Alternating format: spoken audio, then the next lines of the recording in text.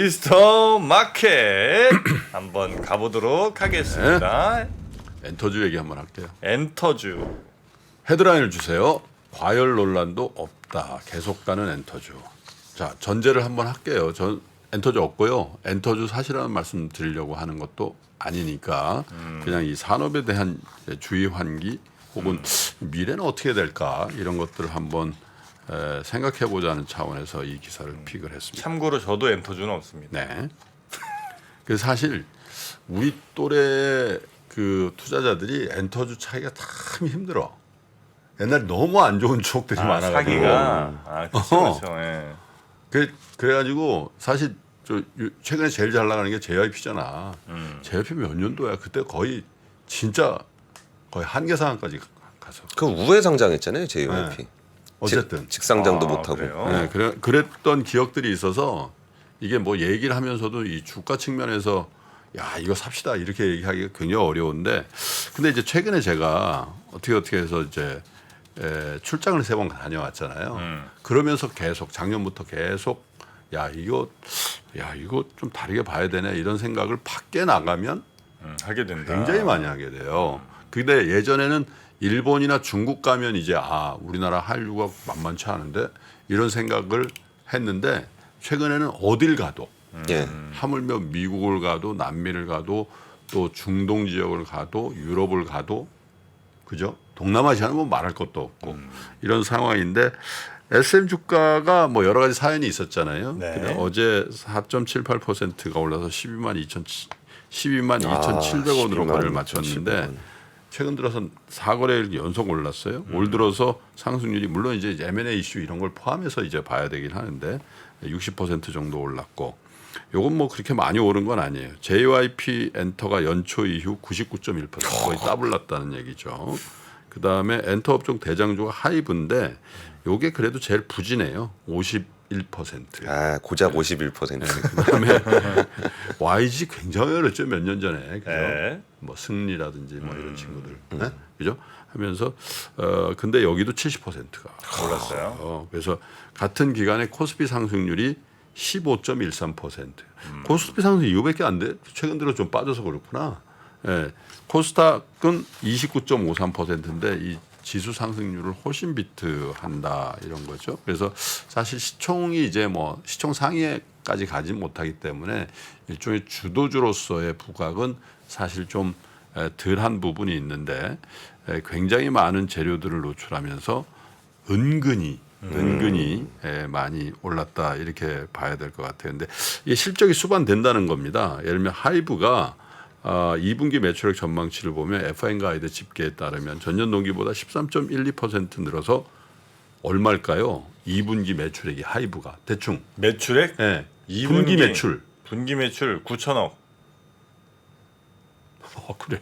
건프로는 자료 보고 계시는구나. 네, 보고 있습니다. 5,794억 원인데 저 너무 세게 올랐고. 9천억 너무 세죠. 죄송합니다. 그럼 한 4조 친다는 거 아니에요? 매출이.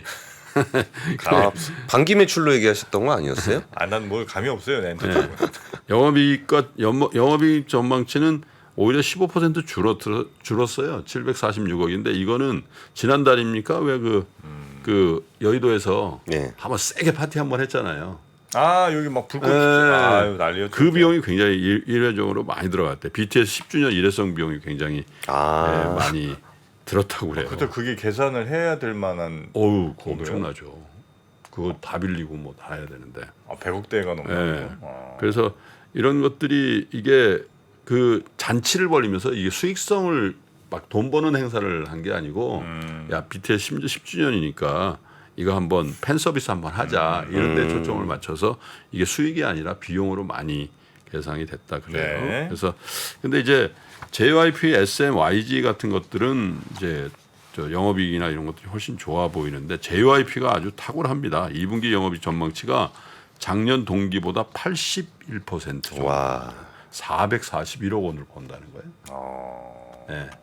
컨센서스가. 네네. 그리고 SM도 그런 소동 중에도 71.50%가 증가한 332억 원, YG가 209억 원으로 여기는 143%.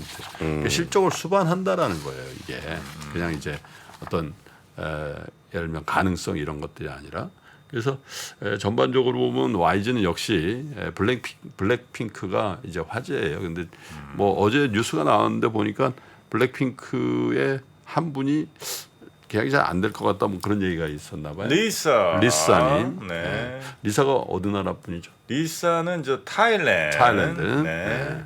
그래서 중국 쪽 매출을 거의 책임지고 있다고 할 만한. 리사가 네. 그 리사 씨가 저희 동네에 삽니다. 성북동. 집이? 아니, 성북구라고 하셔야죠. 성북구.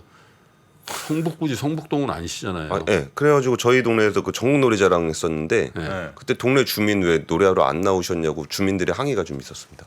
리사 씨가 거기잖아요. 네. 근데 이제 그 이 K-팝 네. 이 회사들의 어떤 성장의 이제 단계가 있는데 이게 첫 번째는 이제 SM 위주로 동방신기라든지 이런 친구들이 이제 일본에서 그죠? 예. 빅뱅이라든지 트와이스 이런 사람들이 이제 언어 현지화하면서 일본에서 굉장히 그 뭐 도쿄돔이나 이런 데 막 매진시키고 막 이런 걸 이제 첫 번째 시기로 보고 보아는 놓치지 말아주세요. 보아는 이제 첫 번째 시기보다는 씨를 그 전이에요? 그 전. 아 그래요? 그 전이고 그 다음에 이제 BTS 빌보드 핫 101위에 올랐던 코로나 19 기간에 이제 이 어떻게 보면 유튜브를 베이스로 해서 전 세계를 열광시켰던 BTS 이걸 이제 2기로 보는데 3기가 뭐냐면 이제 우리나라 엔터 기업들이 만약에 미국의 걸그룹을 인수라든지 만들어서 그건 이제 이게 지금 한국 K-팝인지를 모르게 할 정도로 세계화. 그 수준으로 이제 가고 있다라는 거예요. K-팝인데 K를 빼 이제는 그냥 팝이에요. 팝이야. 네. 네. 그죠? 대단합니다. 네. 하기야 뭐 그런 경우가 많지는 않죠. 미국에서 그 뭐 예를 들면 미국의 제일 비욘세 아메리칸 팝이라고 하나? 아 팝이죠. 그냥 팝이잖아. 윤세 씨는 팝이죠. 네. 영국 출신들은 뭐라 그래요? 브리티시 팝. 그렇죠. 그건 K-pop. 있는데 네. 한국이 이제 K-팝이 아니라 그냥 팝. 그쪽으로 간다라는 얘기죠. 그렇죠? 그래서 이런 것들에 대한 기대가 있어요. 그래서 이제 뭐 일부 이제 그 과열권이다라고 얘기하시는 분들은 또 일리가 있어요. 뭐 예를 들면 야 이게 아직까지도 그 K-팝의 그 수익 구조를 보면 몇 명 없거든요. 그렇긴 하죠. 돈 버는 친구들은 BTS고 뭐 또 불핑이고 뭐 그런 거라는 그래서 위험하다 이렇게 보시는데 생각보다 저변이 굉장히 많이 늘어 있고 한 가지 이렇게 생각해 본 적이 있어요. K-팝, K-컬처, K 이런 것들이 갑자기 안 될 만한 일이 뭐가 있을까? 갑자기 안 될 일이 갑자기 여기 꺾여버리는 일들. 이게 무슨 변수가 있으면 가까이 꺾어버릴까요? 자가복제, 식상함 음. 한 방에 훅 간다. 뭐 이런 무슨 저 마약 논란, 뭐 무슨 음주운전 이런 거는 사실 글로벌하게는 별 신경 안 쓰니까 네. 우리나라 안에서 이제 큰 문제지만 그런 건 아닌 것 같고 네. 식상해지는 순간 끝난다. 똑같아지는 거겠죠. 네. 뭐 예를 들면 JYP도 똑같고 뭐 SM 바로 그렇습니다. 그런 건데 네. 그럴 가능성이 별로 없는 게 없어요? 왜냐하면 이제 그 안에서도 말씀드렸잖아요. 이 세 분에서 다 하던 거를 예. 그 밑에 혹은 동료들끼리 다 나눠서 하는 이 SM은 SM 스타일이 있고 그렇잖아요. 예, 예. 근데 이 안에서도 막 분화하기 시작했다는 거 때문에 식상해질 가능성의 리스크가 그만큼 줄어들었다고 봐야죠. 저는 뭐 그렇게 보지는 않습니다. 홍콩 영화 제목 다 다르죠? 다 똑같아 느낌. 홍콩 영화 제목은 다 똑같았어요. 4글자. 우리가 아비정전, 뭐 영웅본생, 뭐 다 4글자였지. 그래서 위험하다. 저는 위험하다 봅니다. 엔터조 안 된다? 저는 쉽지 않다. 요거는 아니, 만약에 요즘 들어서 뭐든지 나하고 반대로 하려는 그러니까 게 뭔가 되게 안 받아주시는 것 같아요. 정말 잘 되려면 지금쯤 중소업체들이 막 생겨나야 되거든요. 막 네. 생겨나고 거기서 막 스타들이 나와야 되는데 이 세 회사로 지금 수렴되고 있는 건 나이가 굉장히 위험한 신호로 그래서 피리피리가 좀 뜨다가 요즘 좀 네. 논란이 있잖아. 네. 그 부분을 취재 한번 해보려고 그래. 피리피리 사태 그것도 좀. 마음이 아파요 저는. 보는 경우들이 자꾸 나와야 되거든요 사실은. 그렇죠. 예. 근데 자, 엔터도 엔터인데 제가 어제 그 한국벤처투자 갔었어요. 그 해외 쪽에다가 우리나라 스타트업들 소개하고 뭐 그런 일을 하잖아요. 투자도 하고. 그런데 되게 아이러니했던 게 그 딥테크 있잖아요. 정통 기술 스타트업들을 소개하는데 K-팝을 앞에 내세우면은 그 외국에서 아 K-팝 이렇게 잘하는 나라는 기술도 좋겠지 이런다는 거예요. 진짜요? 예. 네. 아니 난 진짜로 정프로는 네. 인도네시아나 이런 데 가잖아요. 네. 제가 볼 때는 정말 대박 난다. 예. 인도네시아의 정프로 정도의 방송감과 외모, 매너 이런 분이 유튜브를 걸면은 제 1년 안에 600만 이상 간다고 봅니다. 인도네시아에? 아 그래요? 인도네시아는 인도네시아어 쓰시죠? 오늘부터 공부 들어갑니다. 3억 인구의 88%가 유튜브.